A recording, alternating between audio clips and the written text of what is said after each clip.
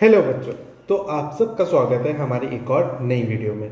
तो आज हम बात करने वाले क्लास 10 के चैप्टर नंबर 1 रियल नंबर्स के बारे में। ठीक है, इसमें एक जो सबसे इम्पोर्टेंट क्वेश्चन आता है जो हर साल रिपीट करता है। ठीक है, जो इसमें सबसे इम्पोर्टेंट क्वेश्चन आता है और जो हर साल रिपीट करता है उसके बारे में हम बात करेंगे। ठीक है, तो इसमें जो सबसे इम्पोर्टेंट क्वेश्चन आता है वो आता है हमारा कि जो हमारा √2 है, √2 है वो एक इरेशनल नंबर है। ठीक है, यहाँ पे आपका √2 भी हो सकता है, √3 भी हो सकता है, √4 भी हो सकता है, √5 भी हो सकता है, √7 भी हो सकता है। तो ये सब नंबर्स को आपको इरेशनल प्रूव करना आना चाहिए। ठीक है, तो आज हम देखेंगे स्टेप बाय स्टेप कि किस तरीके से √2 को हम इरेशनल प्रूव करते हैं। तो ज़्यादा टाइम वेस्ट ना करते हुए चालू करते हैं। अगर आपको हमारी वीडियो अच्छी लगती है तो प्लीज़ हमारे चैनल को सब्सक्राइब करें, लाइक करें और इस वीडियो को अपने दोस्तों के साथ शेयर भी करें। ठीक है, तो आते हैं फटाफट इसके आंसर पे।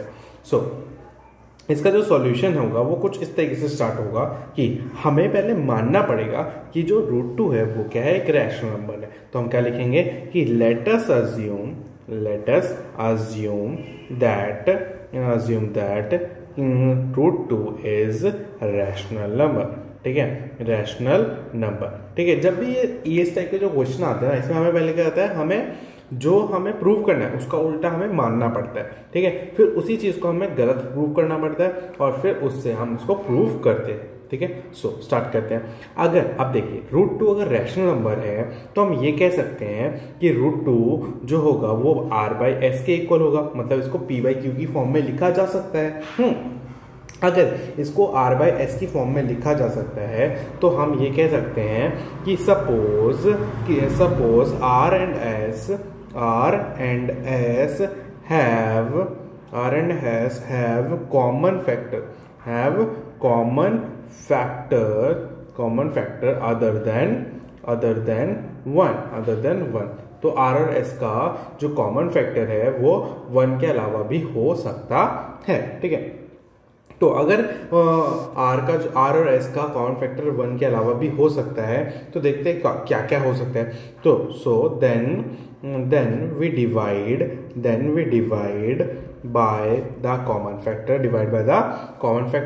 ठीक है, divide by the common factor, common factor, और कॉमन फैक्टर से डिवाइड करने के बाद जो √2 है वो किसके इक्वल आ जाएगा, हमारा a/b के। तो आप बोलोगे भैया ये अभी तो RS था, अभी AB कैसे हो गया? तो मैं आपको समझाता हूँ इस लाइन का मतलब क्या है। लेट सपोज हमारे पास एक फ्रैक्शन है जैसे 6/9। ठीक है, तो इसको जब हम एक कॉमन फैक्टर, इन दोनों का एक कॉमन फैक्टर क्या है 3, तो इसको जब कट करते हैं 3 बार में तो यहाँ पर क्या जाता है 2 और नीचे क्या जाएगा 3। तो 2 और 3 क्या है, एक नया कॉमन फैक्टर, मतलब इसको जब हमने जब R और S को एक कॉमन फैक्टर से डिवाइड किया तो वो हमने क्या दिया, A और B दिया। तो ये A और B है और यहाँ पे कॉमन फैक्टर क्या था, 3 का कॉमन फैक्टर था, है ना। तो इसी तरीके से ये RS किसमें चेंज हो गया, A और B में। ठीक है, A और B में। ठीक है, इतनी बात समझ में आ गई। इतनी बात के बाद देखो, इतनी बात के बाद क्या बोल रहा है कि A और B जो होंगे ना, A एंड B जो होंगे ये क्या होंगे, हमारे को प्राइम होंगे। क्या होंगे, को प्राइम। तो को प्राइम कौन से नंबर्स होते हैं आपको आई होप पता होगा, अगर नहीं पता होगा तो मैं बता देता हूँ। को प्राइम हमारे वो नंबर्स होते हैं जिनके जो कॉमन फैक्टर होते हैं वो सिर्फ और सिर्फ क्या होता है, 1 होता है। ठीक है, जो को प्राइम होते हैं उनका जो कॉमन फैक्टर होता है वो सिर्फ और सिर्फ क्या होता है, 1 होता है। 1 के अलावा और कोई भी फैक्टर इनका नहीं होता है। ठीक है, इस बात को ध्यान रखिएगा। ठीक है, कि को प्राइम में जो कॉमन फैक्टर होता है वो क्या होता है, हमेशा 1 होता है। ठीक है, तो अब इसके बाद आगे बढ़ते हैं। हमारा जो √2 है वो किसके इक्वल है, a/b के इक्वल है। तो a/b के इक्वल है। तो अब b जो है यहाँ पे क्या डिवाइड में, इधर आके क्या हो जाएगा, मल्टीप्लाई में। तो b √2 is equals to a हो जाएगा। क्या हो जाएगा, b √2 is equals to a हो जाएगा। अब हम क्या करेंगे, हम इसको क्या करेंगे, स्क्वायरिंग बोथ साइड कर देंगे। क्या कर देंगे, स्क्वायरिंग बोथ साइड। ठीक है, बोथ साइड।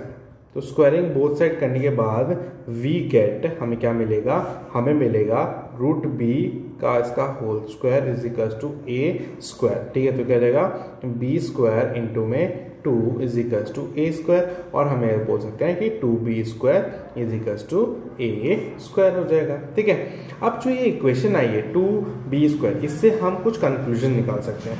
क्या कंक्लूजन निकाल सकते हैं? लेट्स सपोज को इक्वेशन नंबर 1 दे देते हैं, तो इससे हम ये कंक्लूजन निकाल सकते हैं कि 2 इधर b के साथ मल्टीप्लाई हो रहा है, उधर जाके क्या हो जाएगा, a के साथ डिवाइड हो जाएगा। उसका मतलब हम क्या कह सकते हैं, देयरफॉर दिस इंप्लाइज दैट कि 2 जो होगा वो क्या करेगा, डिवाइड करेगा। किसको करेगा? 2 डिवाइड्स ए स्क्वायर। और अगर 2 डिवाइड कर रहा है ए स्क्वायर को, इसका मतलब क्या है, 2 किसको डिवाइड करेगा, 2 डिवाइड करेगा ए को भी, 2 डिवाइड्स ए भी। ठीक है, मतलब क्या है कि ये दो लाइनें लिखी है, इसका मतलब क्या है, इसका मतलब ये है कि अगर जो 2 है वो डिवाइड करता है 16 को, ठीक है, तो 2 जो है वो 4 को भी डिवाइड करेगा। तो बोलेगा भैया 16 और 4 मतलब, अब देखो 16 जो होता है वो किसके इक्वल होता है, 4 के स्क्वायर के इक्वल होता है ना। तो अब देखो अगर 2 ए स्क्वायर को डिवाइड कर रहा है तो 2 ए को भी करेगा, है ना। तो ये बात है, तो इसी तरीके से ये कंक्लूजन लिखा जाता है, और ये आपके थ्योरम नंबर 1.3 में दे रखी है, ये बात आपको समझा रखी है। ठीक है, तो ये हो गया हमारा यहाँ से 2 डिवाइड्स ए आ गया। अब देखो बात ये आती है कि जब जो ए है, जब हमारा जो 2 है वो ए को डिवाइड कर रहा है, तो जब ये ए को कम्प्लीटली डिवाइड करेगा, है ना, कम्प्लीटली डिवाइड करेगा तो किसी टाइम्स करेगा, तो ये जब ये करेगा, डिवाइड करेगा, सो वी कैन, अब हम क्या कह सकते हैं, जब ये डिवाइड करेगा तो ए इज इक्वल टू क्या आ जाएगा, 2c, मतलब 2 उसको डिवाइड कर रहा है, और कितने टाइम्स कर रहा है, c टाइम्स में कर रहा है। क्या कर रहा है, c टाइम्स में उसको डिवाइड करते हो। यहाँ पे c क्या है, c is a integer. c क्या है यहाँ पे, c इज अ इंटीजर, क्योंकि a की वैल्यू हमें पता नहीं है तो हम c की वैल्यू भी बता नहीं सकते, है ना। 2 a को डिवाइड कर रहा है, हमें इतना पता है, ठीक है। तो 2 जब a को डिवाइड करेगा तो कितने टाइम करेगा, वो हमारा क्या है, c है, ठीक है। या 1 टाइम भी कर सकता है, 2 टाइम भी कर सकता है, 3 टाइम्स भी कर सकता है, ठीक है। अब यहाँ पे a की वैल्यू क्या आ गई है, 2c, ठीक है, a की वैल्यू 2c आ गई।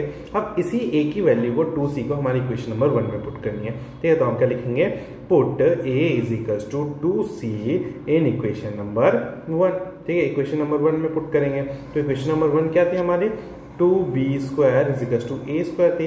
अब यहाँ पे a की जगह 2c पुट कर दो, तो क्या जाएगा, 2b square is equals to 2c का होल स्क्वायर। तो इसको और सॉल्व करेंगे तो क्या हो जाएगा हमारा, ये हो जाएगा 2b square is equals to 4c square. अब 4c स्क्वायर 2 से ये 2 कट जाएगा तो कितना बचा, 2, तो b square is equals to क्या आएगा, 2c स्क्वायर। अब यहाँ से भी हम वही कंक्लूजन निकाल सकते हैं कि 2 जो है वो इधर आके b को डिवाइड करेगा, है ना। जब ये b को आके इधर आके डिवाइड करेगा तो हमारा क्या होगा, तो देखो क्या होगा, हम यहाँ पे से क्या बोल सकते हैं कि 2 डिवाइड्स, 2 क्या किसको डिवाइड करेगा, 2 डिवाइड्स b स्क्वायर। क्या बोलेगा, 2 किसको डिवाइड करेगा, b स्क्वायर को। अगर 2 b स्क्वायर को डिवाइड करेगा तो बताइए 2 किसको और डिवाइड करेगा, 2 b को भी डिवाइड करेगा, ठीक है।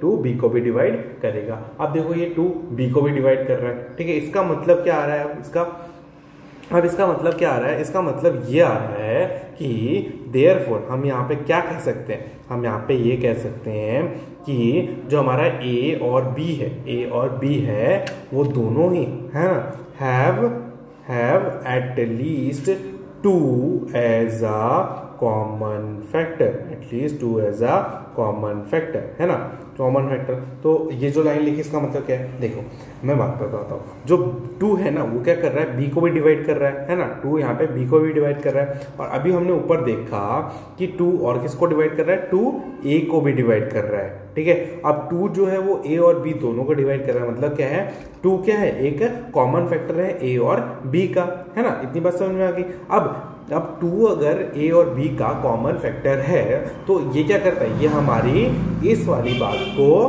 क्या करता है, इस वाली बात को जो हमने यहाँ पे बात करी थी ना कि को प्राइम का सिर्फ एक ही फैक्टर होता है, वो 1 होता है, इस बात को क्या कर रहा है, इस बात को गलत साबित कर रहा है, इस बात को क्या कर रहा है, गलत साबित कर रहा है, ठीक है। जो हमने यहाँ पे बोला ना कि ए बी सिर्फ को प्राइम होंगे, और को प्राइम है तो मतलब उनका कॉमन फैक्टर सिर्फ 1 होगा, 1 के अलावा कुछ नहीं होगा। तो यहाँ पर ये बात क्या हो गई, गलत प्रूव हो गई। अगर ये बात यहाँ पे गलत प्रूव होगी तो हम क्या लिखेंगे, हम यहाँ पे ऐसे लिखेंगे, बट दिस कॉन्ट्रडिक्स, कॉन्ट्रडिक्स क्या contradicts, but this contradicts the fact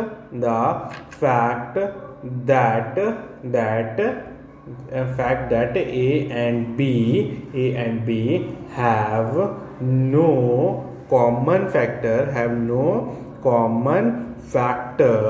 other than one, ठीक है। और अदर देन वन, इसका मतलब देखो यहाँ पे क्या लिखा है, अदर देन वन मतलब कोई भी और कॉमन फैक्टर नहीं होगा वन के अलावा, मतलब को प्राइम वाली बात हो गई। कौन सी बात हो गई? को प्राइम वाली बात हो गई, ठीक है। तो यहाँ पे को प्राइम वाली बात प्रूव हो गई। अब इसके बाद अगर ये वाली बात गलत निकली तो इसका मतलब क्या है कि दिस कॉन्ट्रडिक्शन, अब जो ये गलत फहमी हुई है, कॉन्ट्रडिक्शन का मतलब क्या है? गलत फहमी। जो ये गलत फहमी हुई है वो क्यों हुई है? This contradiction has arisen because of our incorrect, ठीक है, इनकरेक्ट एक सी नहीं आएगा, ठीक है, बिकॉज आवर इनकरेक्ट क्या? Assumption, incorrect assumption. हमने पहले क्या माना था? हमने पहले माना था ना कि √2 जो है वो क्या है? हमारा एक रैशनल है, ठीक है। √2 इज रैशनल नंबर, ठीक है। तो हमने ये जो गलत माना था इसकी वजह से हमें प्रॉब्लम हुई, इज रैशनल नंबर। तो ये जो गलती है इस वजह से, तो हम क्या कह सकते हैं? So we can conclude that √2 is irrational number, okay. So मतलब देखो हमने पहले मान के चल रहे थे ना कि √2 क्या होगा? रैशनल नंबर होगा, है ना। बट ये क्या हो गई, यहाँ पे लास्ट तक आते आते ये बात क्या होगी? गलत प्रूव होगी। अगर अब √2 अगर रैशनल नंबर नहीं है तो क्या होगा? ऑब्वियसली इरेशनल नंबर ही होगा। सो आई होप आपको ये क्वेश्चन समझ में आ गया होगा। अगर आपको ये क्वेश्चन समझ में आ गया होगा और आप ऐसे ही नए टॉपिक जो 10th क्लास में इंपॉर्टेंट है वो जानना चाहते हो तो प्लीज़ हमें कमेंट में बताएं, ठीक है। और आपको अगर हमारी वीडियो अच्छी लगी होगी तो आपको पता है क्या करना है, इस चैनल को सब्सक्राइब करना है ना, सब्सक्राइब करना है और क्या करना है? लाइक करना है, और ठीक है, लाइक करना है और क्या करना है? आपको कमेंट करना है, ठीक है, कि आपको आगे भी ऐसे ही इंपॉर्टेंट क्वेश्चंस पे ऐसी वीडियो चाहिए, ठीक है। तो मैं आपके लिए बना दूंगा, ठीक है। तो till then next video, tata bye bye.